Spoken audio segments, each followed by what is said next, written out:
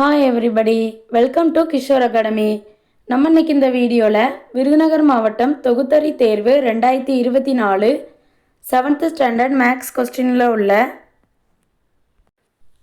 3 mark question number 34 பார்க்க போகிறோம். இந்த கொஸ்டின் புக்கில் பயிற்சி 3.3ல் 6th சம்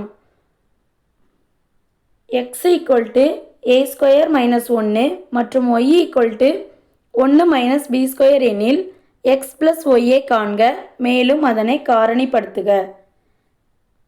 x கொடுத்துருக்காங்க, yயும் கொடுத்துருக்காங்க. x + y என்ன அப்படின்னு கேட்டிருக்காங்க. x + yயோட வேல்யூவை காரணிப்படுத்த சொல்லியிருக்காங்க. ஃபஸ்ட்டு x + y என்ன அப்படின்னு கண்டுபிடிப்போமா?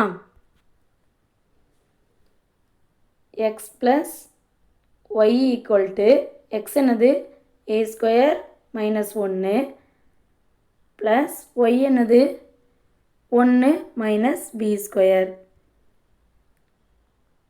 இப்போது இந்த a² - 1 அப்படியே வச்சுக்கிடுவோம். Plus 1 - b².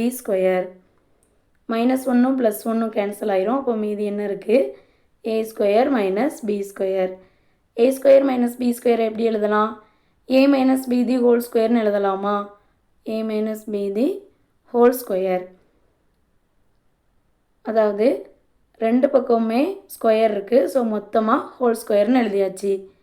இதை நம்ம உள்ளே கொண்டு போனோம் அப்படின்னாலும் இதே வேல்யூ தான் வரும். அதாவது a² - b² தான் வரும்.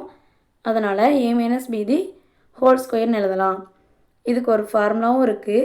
a⁻m இன்று b⁻m = ab the whole power m.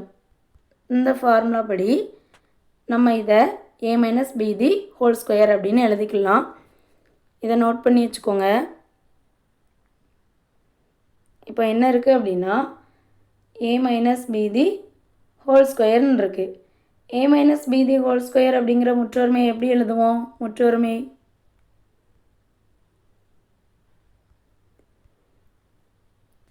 சொல்லுங்கள், எப்படி எழுதுவோம்? a² - 2ab plus b² எழுதுவோமா?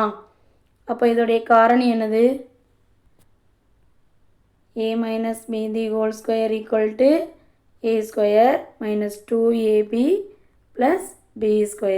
இதுதான் காரணி. தேங்க்யூ.